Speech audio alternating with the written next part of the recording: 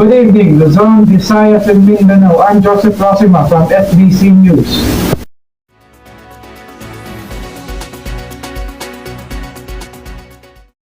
Inflation continues its upward trend in October, hitting a 14-year high amid the consistent rise of food, utilities, and transport costs, reported by the Philippine Statistics Authority on November 4th.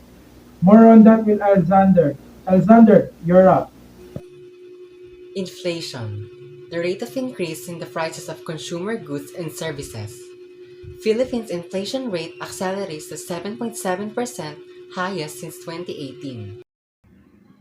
Inflation continued its trend in October, hitting a 14-year high amid the consistent rise in food, utilities, and transport costs, the Philippine Statistics Authority reported on Friday. Inflation rates accelerates to 7.7% from 6.9% in September, PSA Chief and National Statistician Claire Dennis Maba said at press conference. The 7.7% inflation print last month was the highest in 14 years when inflation clocked in at 7.8% at the height of the global financial crisis. Ang malaking push talaga ay yung food inflation.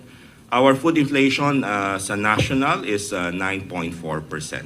And alam natin na ang weight ng food basket sa ating national basket ay medyo mataas, nasa about 35%. This is really the effect of the previous typhoon, yung Karding. According to the Philippine Statistics Authority, high prices will continue this month. Yung impact ng recent typhoon natin, yung Paeng, sadly makikita pa natin yun ngayong buwan ng Nobyembre. October's inflation also settled within the upper band of the Bangko Sentral ng Pilipinas forecast range of 7.1% to 7.9%. The year-to-date average inflation settled at 5.4% within the Marcos administration assumption of 4.5% to 5.5% for the entire 2022. Ang dahilan ng mas mataas na antas ng inflation nitong Oktubre 2022 kaysa noong nakaraang buwan ay ang mas mabilis na pagtaas ng presyo ng food and non-alcoholic beverages. Ito ay may 9.4% inflation at 80.9% share sa pagtaas ng pangkalahatang inflation sa bansa. Major contributors to the higher inflation for food and non-alcoholic beverages index were vegetable, tubers, and cooking bananas with 16% inflation in October from 3.5% in September. Also contributing to the rise of food and non-alcoholic beverages index were meat and other parts slaughtered animal and sugar, confectionery and desserts with respective inflation prints of 11.5% and 34.4%. The second commodity group that contributed to the acceleration of October inflation was the restaurants and accommodation services with index with 5.7% inflation from 4.6% in September and 11.3% share in the overall uptrend. The third commodity group that contributed to faster inflation in October was the housing, water, electricity, gas, and other fuel index with 7.4% inflation from 7.3% and 2.3% share to overall increase in the last month inflation. Higher increment was also observed in the transport index with 12.5% inflation as fare for public passenger transport booked in 11.6% inflation from 8.5% in the prior month. Meanwhile, major transport fuels such as diesel and gasoline also saw slowdown to 54.4% and from 74.2% and 15% from 27.7% respectively. The hike in public transportation first took effect on October 3, which was approved by the LTFRB. The fare increase will cover most forms of land transportation as the agency recognized the need given the continuous increase in petroleum prices.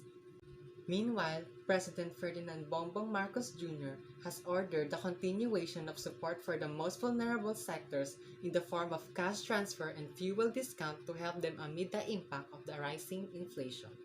This is Ellzander Reyes for SBC News. Back to you, Joseph.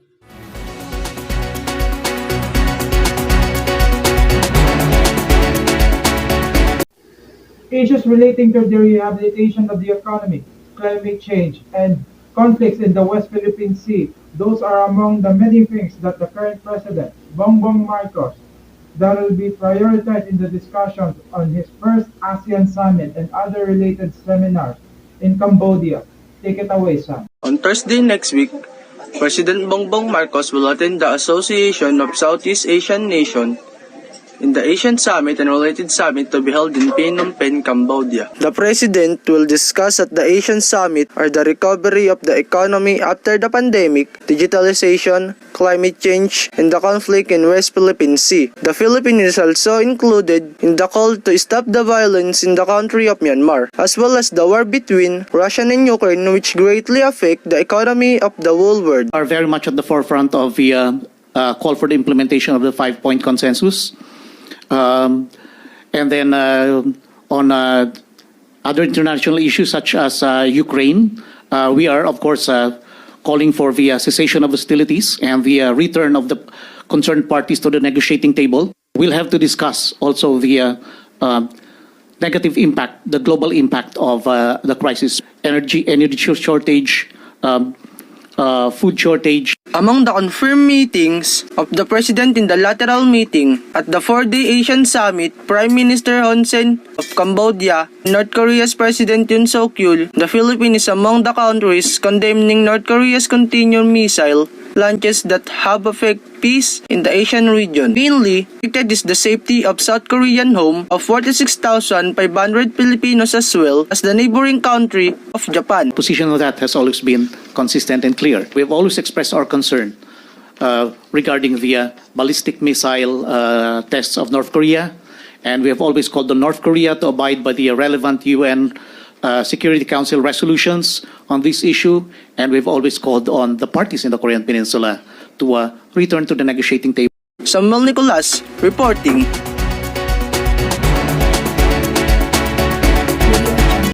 Whether it's good for you to know what will happen today, a sunny day or a rainy day, that's Jordan's job to inform you. Jordan?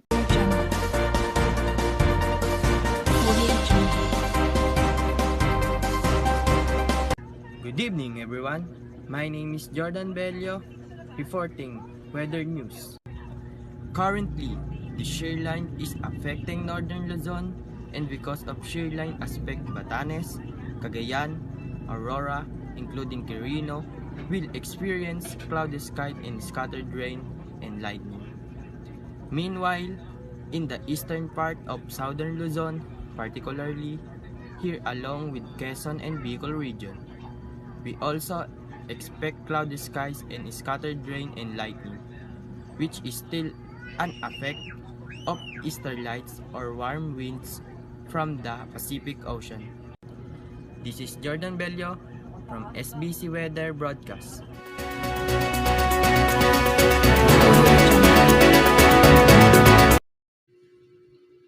After the break in their playoffs last season, Blacklist International has claimed the championship for the third time in the Mobile Legends Professional League Season 10. Their next goal is to achieve a back-to-back World Championship. Take it away, Joseph. No damage done onto OM. This is him breaking the base. Nuno Blast gonna come out. They're looking to end the game here. It's a wipeout. And just like that, with the comeback of the Royal Duo, mission accomplished. The crown has been reclaimed. After the match of the two greatest Mobile Legends teams in the country, Blacklist International achieved their third championship in the MPL Philippines Season 10 in Blue Leaf Cosmopolitan Quezon City, winning in their Grand Finals Best of 7 match in dominant fashion, 4-2 against Echo Esports, who they've previously defeated in the upper bracket finals. Right now, they're preparing for their next big step in stepping into the world stage. Meanwhile, Echo, despite their loss in the Grand Finals, they've also secured their slots in the World Championships. For the rookies named Sanford and Sanji, Their experience fighting against Blacklist in the finals will help them in their journey on the world stage.